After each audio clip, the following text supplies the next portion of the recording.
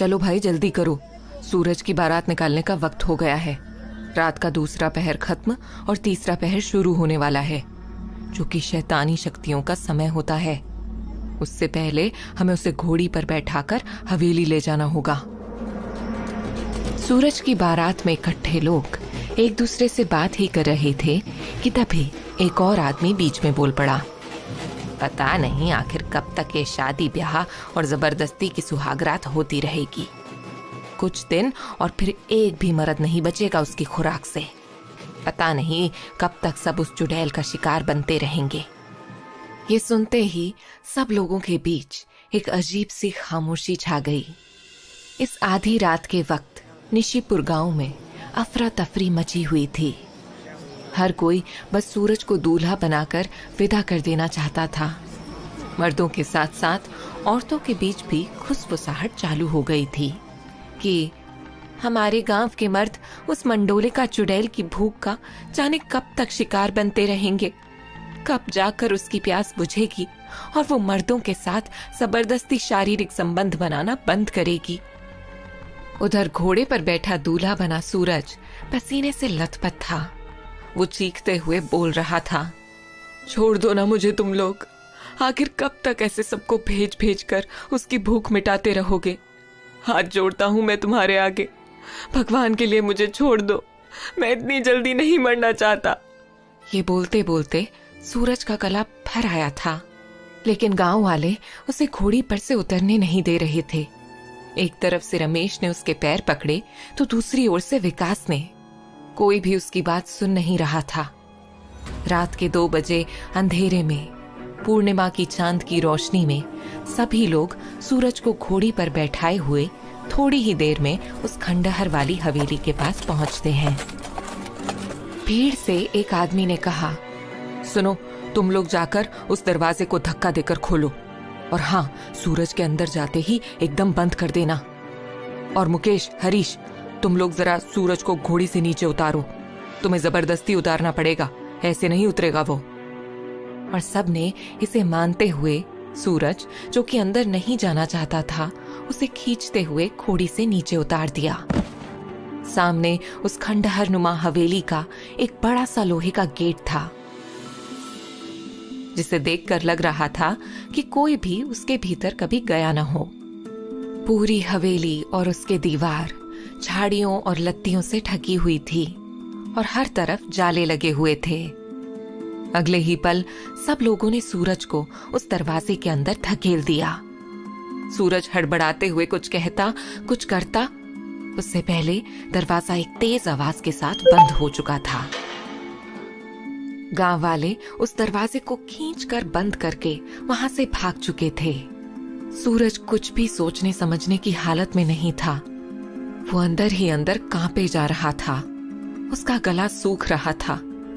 कभी वो अपने माथे से पसीना पोंछता तो कभी होठों पर जीभ फिराते हुए अपने मन के खौफ को धीमा करते हुए धीरे धीरे कदमों के साथ आगे बढ़ ही रहा था कि उसे धीरे से किसी की आवाज आई, सूरज, ओ सूरज, कितनी देर लगा दी तुमने? उसकी आवाज में एक अजीब सी कशिश थी। सूरज तेजी से उसकी ओर पलटा और अगले ही पल उसके सामने जो कुछ था वो सूरज की सोच से परे था। और अगले ही पल सूरज गिड़गिड़ाते हुए बोला, मुझ पर रहम करो, मुझे जाने दो, मैं मरना नहीं चाहता। ये बोलते हुए सूरज न जाने कितनी बार मंडोलिका के सामने हाथ जोड़कर मिन्नतें कर चुका था, पर मंडोलिका की अजीब मुस्कान से साफ था कि आज वो सूरज को किसी कीमत पर छोड़ने नहीं वाली। और अगले ही पल सूरज ने महसूस किया कि पूरे कमरे में एक तेज खुशबू फैल गई है। मंडोलिका कोई आम सा दिखने वाला चेहरा नहीं, बल्कि एक बेहद हसीन सा दिखने वाला जादू था। उसकी पतली कमर और खुले रेशमी बालों के बीच उसके शरीर का जितना भी हिस्सा खुला हुआ था, उसके आकर्षक शरीर की बनावट को दिखाने के लिए काफी था। उसके उभार पर कसे कपड़े पर लगा एक खास रत्न उसकी सुंदरता और चमक को बढ़ा रहे थे। उसकी गहरी काजल वाली आंखों में एक अजीब सी शारीरिक संबंध बनाने की लालसा पसरी हुई थी। और तभी वो सूरज के करीब आते हुए बोली, आखिर कब तक दूर से निहारोगे सूरज, करीब आओ। इतना सुनते ही सूरज ने तेजी से अपने कदम थोड़े पीछे कर लिए। पर यह बात मंडोलिका को सहन नहीं हुई और उसने चीखते हुए कहा, क्यों तुम मर्दों को प्यार और सम्मान रास नहीं आता? और ये कहते ही मंडोलिका ने सूरज को अपनी ओर खींच लिया और अपने होठों को उसके होठों से मिला दिया। होठों के मिलते ही सूरज पर उसका खौफ पड़ चुका था। वो इस मंजर को देखना भी नहीं चाहता था, इसलिए उसने अपनी आंखें बंद कर ली।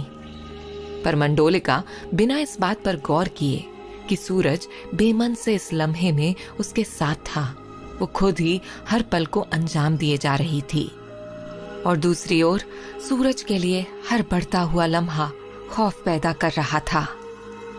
मंडोलिका के सीने से लिपटते ही सूरज का पूरा बदन सिहर गया।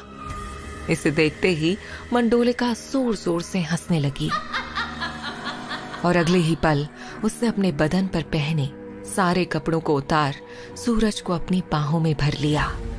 सूरज कुछ भी समझने की हालत में नहीं था, लेकिन जिस तरीके से मंडोलिका उसके बदन के साथ खेल रही थी, सूरज का मन न चाहते हुए भी खुद पर काबू नहीं कर पा रहा था। पूर्णिमा की रात थी और चमकते चांद की रोशनी में मंडोलिका का हुस्न हर ओर जादू बिखेर रहा था। उसका अंग अंग दमक रहा था और उसके इसी हुस्न के आगे सूरज अब हार रहा था और धीरे धीरे खुद को मंडोलिका के आगे सौंपने को मजबूर हो चुका था। वो न चाहते हुए भी मंडोलिका में डूब रहा था। मंडोलिका सूरज के पूरे बदन को चूमे जा रही थी और सूरज भी उसके होठों के जादू में खोने लगा था।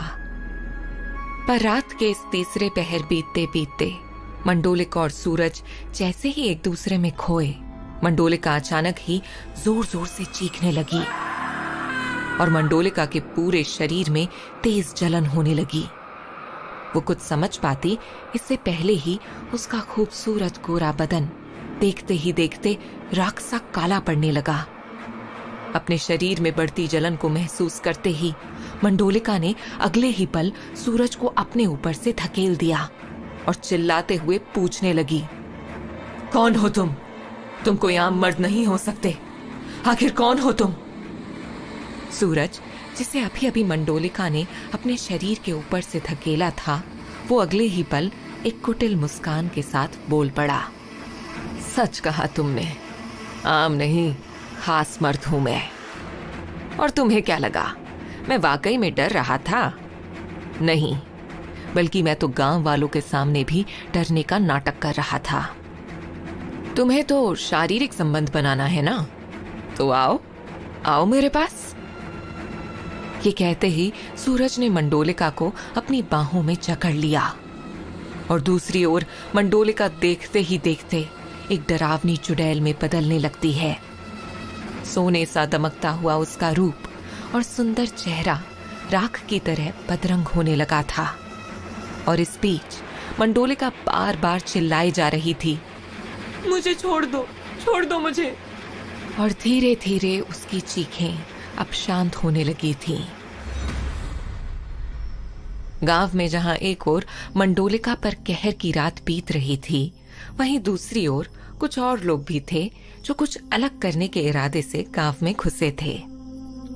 भाई सुन, ये काम आज रात ही करके निकलते हैं, ज्यादा दिन लगाना ठीक नहीं रहेगा। गांव में घुसते ही देखा ना कैसी बारात निकल रही थी।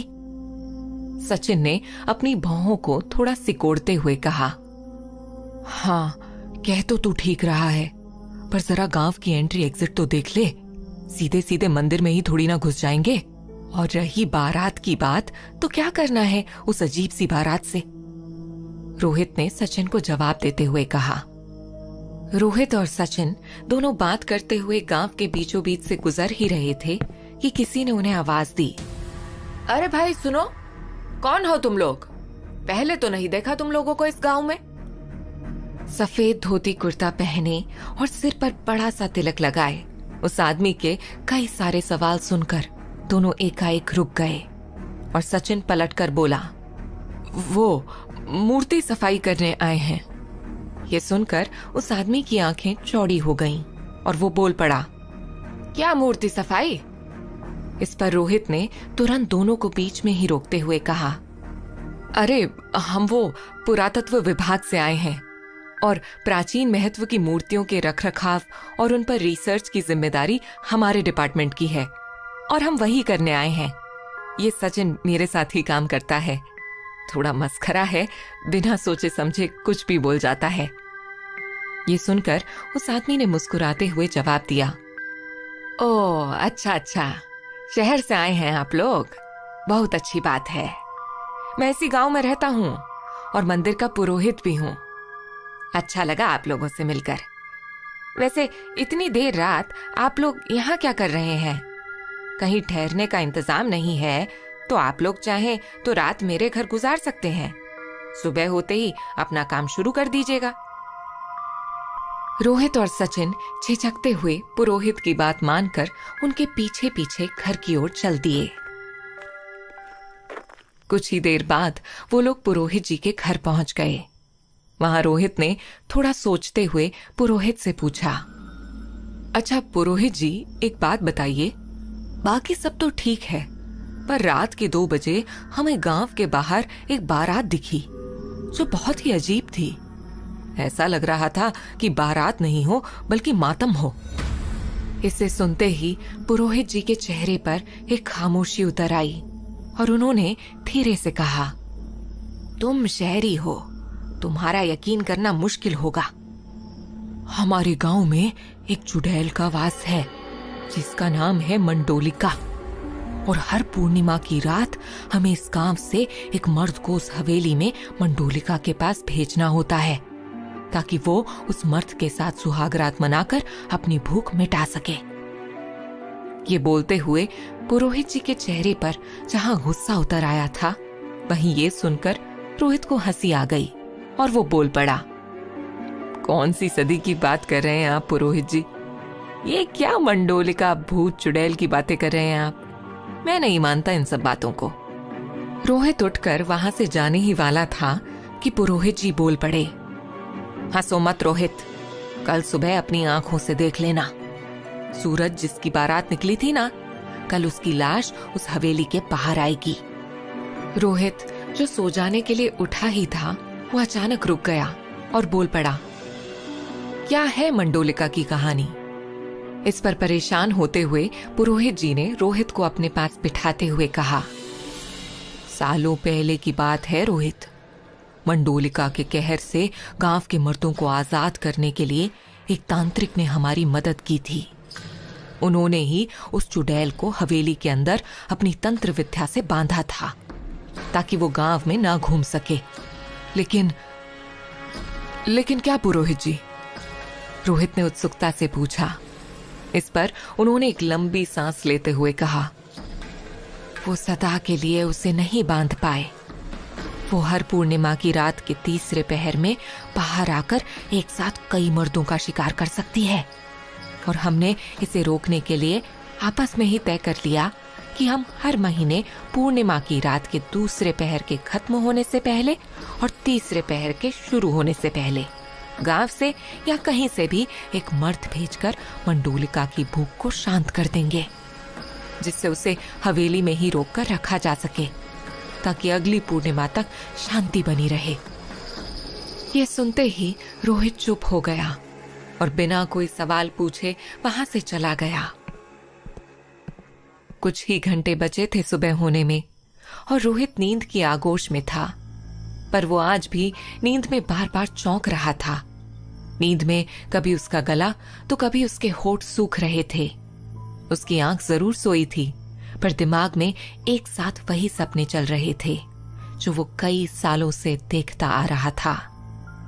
सपने में उसे किसी गांव का मंदिर, हवेली, तालाब और न जाने क्या क्या लगातार दिखाई देते थे। उसे बार बार ऐसा महसूस होता है मानो वो सदियों से इनसे जुड़ा हुआ हो और ये सारी जगहें उसे पुकार रही हों कि अचानक रोहित की आंख झटके से खुल गई। वो पसीने से तरबतर था। रोहित बेचैन होता हुआ मन ही मन बोल पड़ा, आखिर कहना क्या चाहते हैं ये सपने मुझसे? क्यों इतने सालों से हर रात मुझे यही सपने आते हैं? हर बार वही जगहें, थक गया हूं मैं इन सब से। खुद से बोलकर रोहित की नजर उगते सूरज पर पड़ी तो वह उठ बैठा। तभी रोहित को गांव वालों की जोर जोर से चिल्लाने की आवाज सुनाई दी। उसने बाहर आकर देखा तो भीड़ इकट्ठी थी और उनमें से एक आदमी कह रहा था, जल्दी चलो, सुबह हो गई। नदी पार नहीं जाना है क्या तुम लोगों को? सब तेजी से अपने अपने घरों से निकलकर चौराहे पर जमा हो गए और तेजी से हवेली के पीछे बहती नदी के उस पार जाने लगे। सब नदी किनारे पहुंचे ही थे कि सामने का नजारा देखकर सबकी आंखें फटी की फटी रह गईं, क्योंकि वहां कोई था ही नहीं। उन्होंने इधर उधर नजर घुमाई तो देखा कि पेड़ के नीचे कोई बैठा हुआ है। अरे ये तो जिंदा है। ये क्या दिख रहे हैं हम? ये जिंदा कैसे हो सकता है? पेड़ के नीचे और कोई नहीं बल्कि सूरज था, जिसे देखते ही कुछ लोग डरे, पर अगले ही पल हिम्मत करके आगे बढ़े। तभी गांव के एक आदमी ने तेजी से सूरज की ओर बढ़ते हुए कहा, ये तो चमत्कार हो गया भाई लोग, हमारा सूरज जिंदा है। ये मंडोलिका के कहर से जिंदा बच गया। कुछ ही देर में गांव में ये बात आग की तरह फैल गई थी कि सूरज जिंदा है। मंडोलिका के साथ पूरी रात गुजार कर भी वो जिंदा है। और ये बातें सुनकर रोहित और सचिन भी तेजी से नदी के पास इसे देखने पहुंच जाते हैं, जहां गांव के लोग जमा हुए थे। सब सूरज को घेर कर बातें कर रहे थे कि तभी उनमें से एक आदमी बोल पड़ा, काका, सूरज की सांसें तो चल रही हैं, पर आप लोगों ने देखा, ये कुछ बोल नहीं रहा। तभी एक और आदमी बोल पड़ा, अरे इसके जिंदा होने की खुशी में हम भूल ही गए कि इससे पूछें कि आखिर हुआ क्या। और ये सुनते ही एक और आदमी तेजी से झुका और सूरज को हिलाने लगा। अरे सूरज, बताओ भी, ये सब हुआ कैसे? क्या हुआ तुम्हारे साथ पिछली रात? पर वहां मौजूद सब लोगों ने महसूस किया कि सूरज के ठंडे शरीर में कोई हलचल नहीं थी और ना ही उसके चेहरे पर कोई भाव था। उसकी सांसें तो चल रही थीं, पर उसका शरीर एक जिंदा लाश बन चुका था। सब लोग ये मंजर निहार रहे थे कि तभी किसी ने बोला, इसे वैद्य के पास ले जाते हैं, इसका इलाज कराना होगा। सचिन और रोहित भी वहीं खड़े सब देख रहे थे कि तभी अचानक सचिन का फोन बजता है और वो रोहित की ओर इशारा करता है, जरूरी फोन है, मैं बात करते करते ठिकाने पर पहुंचता हूं, तू भी जल्दी पहुंच, फालतू के ड्रामे में मत फंस। धीरे धीरे वहां भीड़ कम होती गई और आखिर में रोहित भी वहां से निकलने लगा कि पलटते ही उसकी नजर हवेली पर पड़ी। वह हवेली देखकर चौंक गया और बोल पड़ा, ये तो वही हवेली है जो हर बार मेरे सपने में आती है। अंदर घुसने पर वह इधर उधर देखता है और उसका सर चकराने लगता है। अपने आप को संभालते हुए जैसे ही बाहर निकलता है, कुछ कदम पर उसे मंदिर दिखता है, जिसे देख के वह समझ नहीं पाता कि उसका क्या रिश्ता है इस गांव से। सोचता हुआ रोहित पुरोहित के घर आता है तो सचिन उसे बताता है कि उसे एक जरूरी काम से अभी जाना होगा और काम खत्म होते ही वो वापस आ जाएगा। इन सब चीजों में शाम भी हो गई और अंधेरा होते ही रोहित अपने काम के लिए पुरोहित के घर से निकल गया। उसे मंदिर के आसपास के इलाके को देखना था ताकि वो अपना काम आसानी से कर सके। वो थोड़ी दूर ही चला था कि उसने देखा सड़क पर राख बिखरी हुई है। राख को देखकर रोहित को कुछ अजीब सा महसूस हुआ और वो उस बिखरी हुई राख को फॉलो करता हुआ आगे बढ़ता गया। तभी उसे किसी की आवाज आई। रोहित ने पीछे पलटकर देखा, सामने एक सांवली सलोनी सुंदर सी लड़की खड़ी थी। वो लड़की बोली, क्या हुआ रोहित, कहाँ जा रहे हो? ये सुनकर रोहित एकदम ठहर गया। रोहित ने आश्चर्यचकित होते हुए पूछा, तुमने अभी मुझे मेरे नाम से पुकारा, कैसे जानती हो तुम मुझे, और तुम कौन हो? लड़की मुस्कुराते हुए जवाब देती है, मेरा नाम नित्या है, इसी गांव की हूं मैं। और रही बात तुम्हारी, तो इस गांव में हर कोई एक दूसरे को जानता है। कौन आता है, कौन जाता है, सबको सब पता होता है। रोहित नित्या के होठों से निकले एक एक शब्द को ध्यान से सुन रहा था और साथ ही मुस्कुरा भी रहा था, क्योंकि नित्या के व्यक्तित्व में कुछ था जो रोहित महसूस कर बार बार सुनना और देखना चाह रहा था। नित्या से कुछ और पूछने को था नहीं, इसलिए रोहित ने बातों को मोड़ते हुए कहा, वैसे तुम्हारे गांव में सब पागल ही हैं क्या? आखिर चल क्या रहा है यहाँ? मंडोलिका को तो सब जानते हैं, मगर कोई असली कारण नहीं जानता उसके यहाँ होने का। कब कैसे वह यहाँ आई, ये जवाब किसी के पास नहीं है। क्या है इस मंडोलिका की असली कहानी? ये सुनते ही नित्या उसके थोड़ा करीब आ जाती है और बोल पड़ती है, मुझे पता है मंडोलिका की सच्चाई, सुनना चाहोगे? और ये बोलकर वो आगे बढ़ जाती है।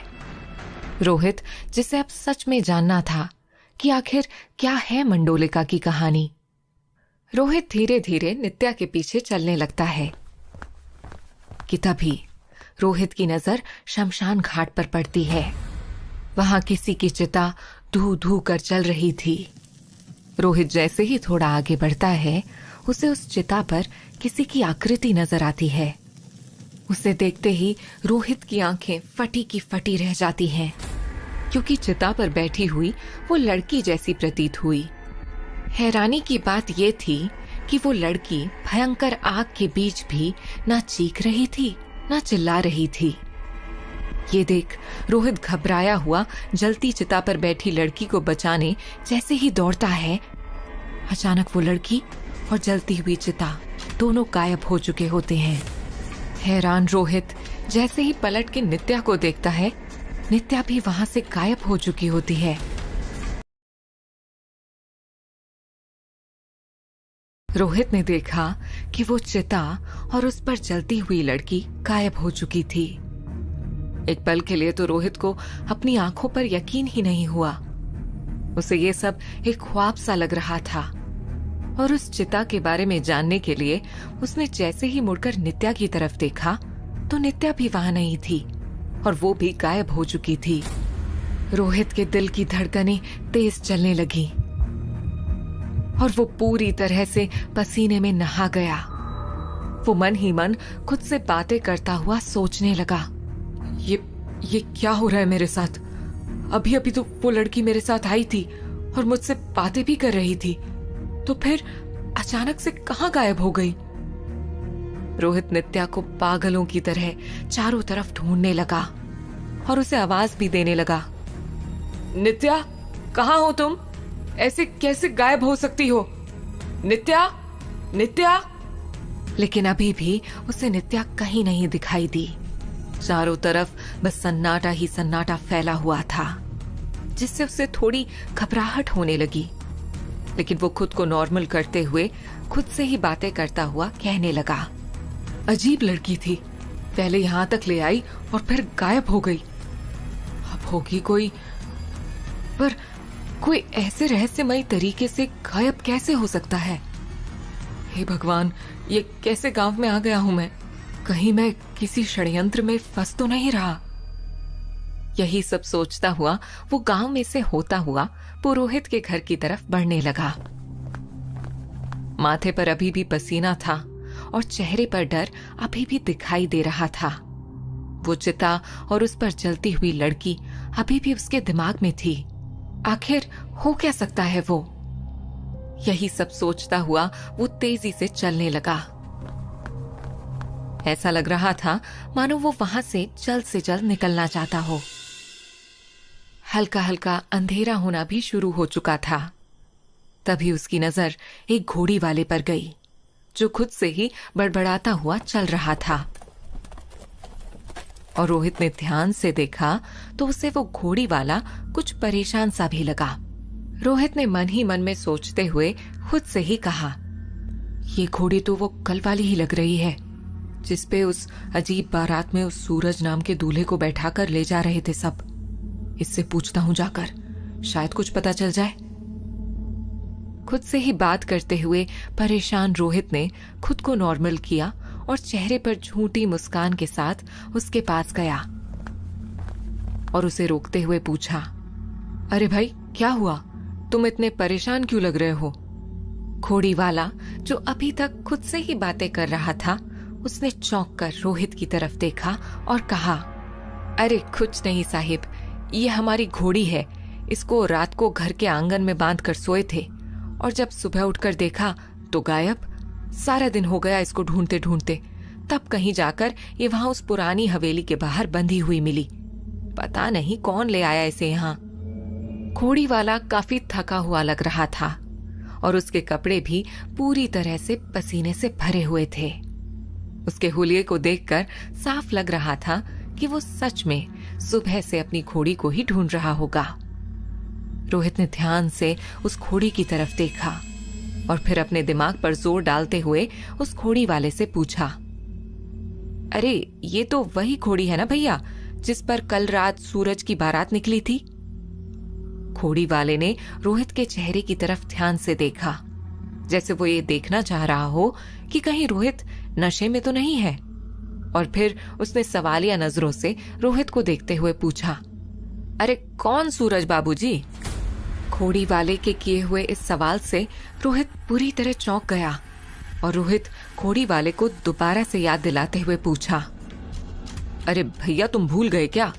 कल रात ही तो सूरज की बारात निकली थी, वो भी रात के 2 बजे। तुम भी तो थे वहां।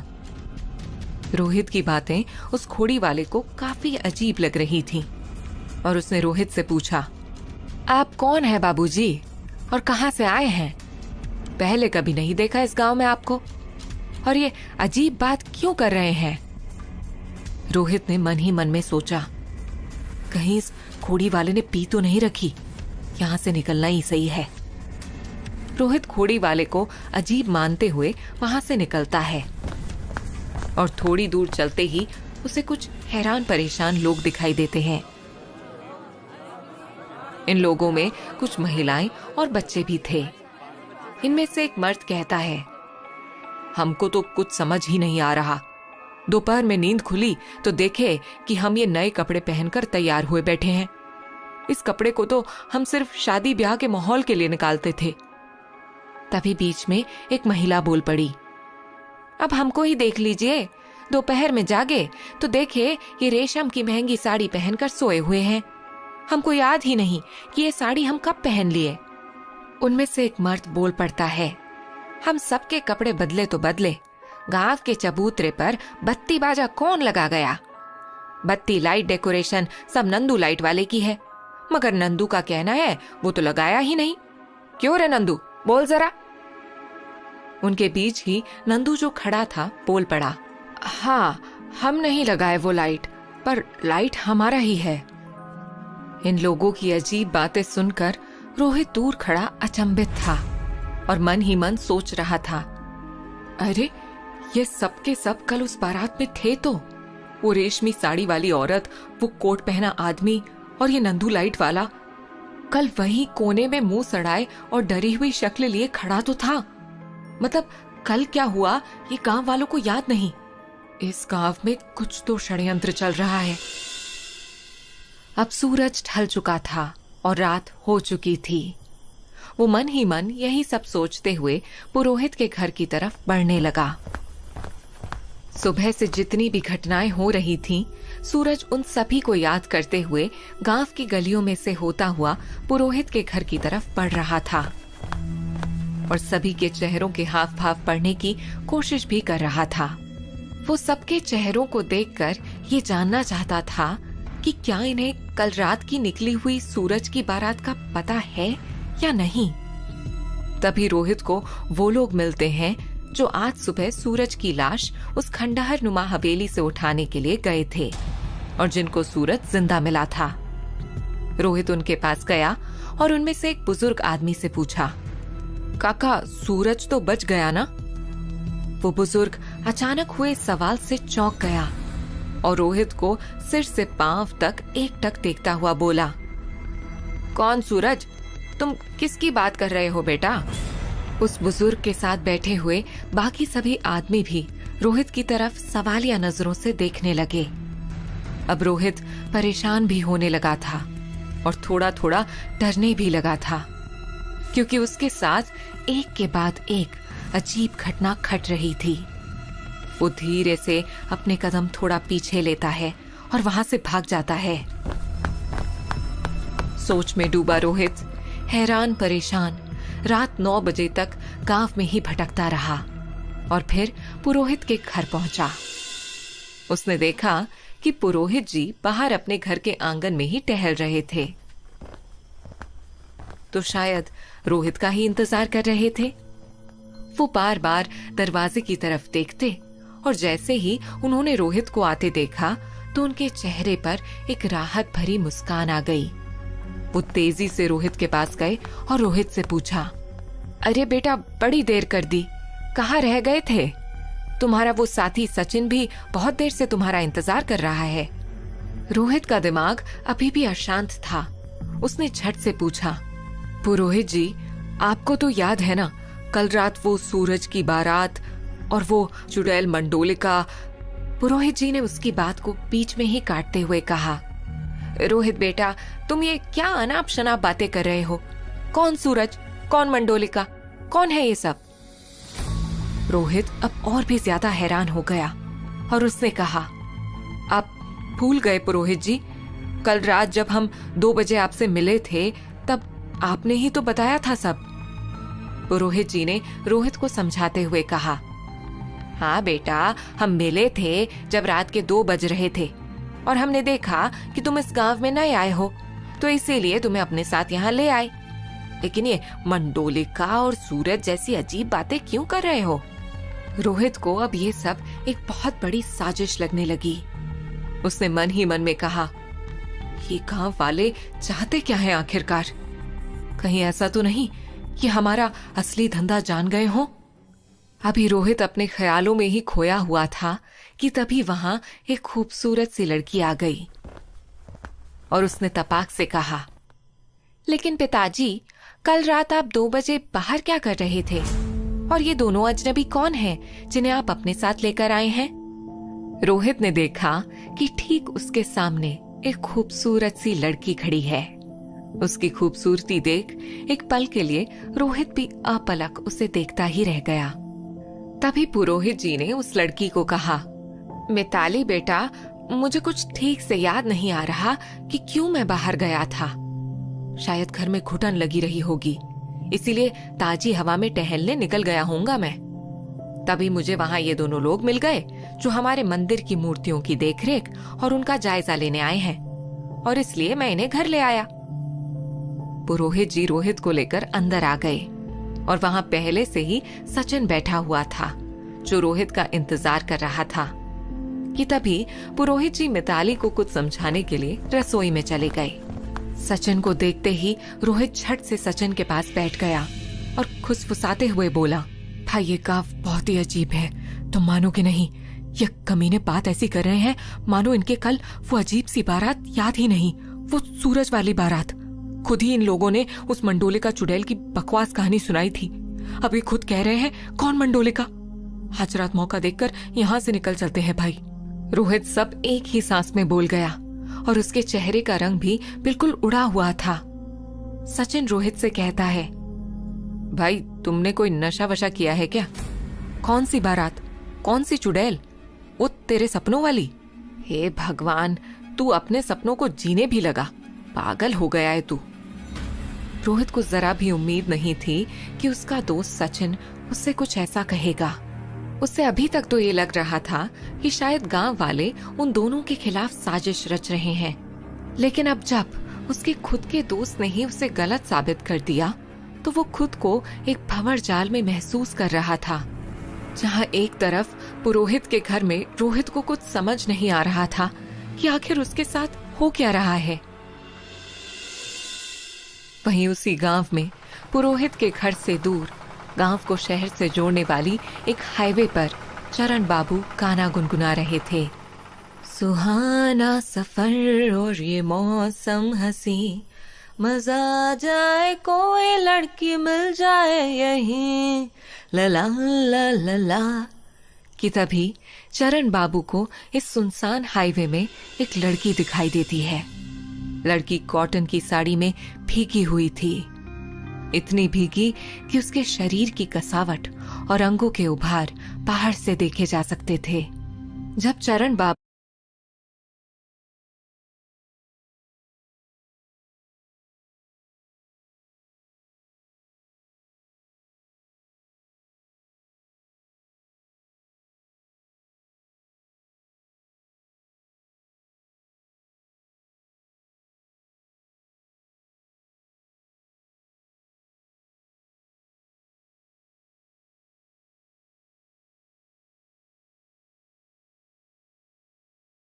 के ट्रैक्टर की लाइट उस लड़की पर पड़ती है तो उस लड़की की खूबसूरती देख चरण बाबू चरण से फिसल जाते हैं और अपना ट्रैक्टर उस लड़की के पास रोक देते हैं और उस लड़की से पूछते हैं, सुनिए, आप इस सुनसान हाईवे पर अकेली और बिना बारिश भीग कैसे गईं?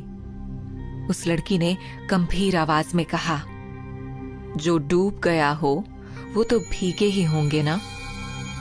चरण बाबू को कुछ समझ नहीं आता, लेकिन फिर भी कहते हैं, अच्छा, नहर में गिरी होंगी आप, मगर 3 फीट गहराई वाली नहर में कोई डूब कैसे सकता है?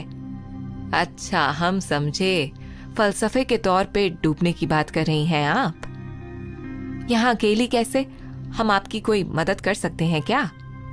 वो लड़की कुछ सेकंड के लिए चरण बाबू को घूरती है और फिर उसने कहा, मुझे घर छोड़ दीजिए, मुझे घर जाना है। चरण बाबू झट से बोल पड़े, हाँ हाँ, हम छोड़ देते हैं आपको घर, आइए बैठिए ट्रैक्टर पर। वो लड़की बिना कुछ कहे चरण बाबू के ट्रैक्टर पर बैठ जाती है।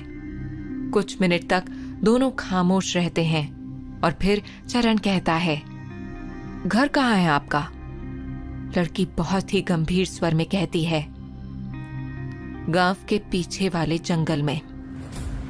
चौंकते हुए चरण बाबू कहते हैं, जंगल में? वहां किसी का घर भी है? इस पर वो लड़की कहती है, आपको नहीं जाना तो छोड़ दीजिए। चरण झेपते हुए कहता है, सुनसान सड़क पर एक अकेली औरत को कैसे छोड़ सकते हैं हम? चलिए, हम छोड़ते हैं आपको। थोड़ी देर में चरण बाबू उस लड़की के साथ सुनसान जंगल वाली सड़क पर होते हैं और तभी चरण बाबू को एहसास होता है कि उनके ट्रैक्टर पर कोई है ही नहीं। वो पलटकर पीछे देखते हैं, ट्रैक्टर पर कोई नहीं होता। जैसे चरण बाबू वापस सामने देखते हैं तो उस लड़की को ठीक अपने बगल में पाकर चौंक जाते हैं। आप चलती ट्रैक्टर में पीछे से मेरे बगल में कैसे आई?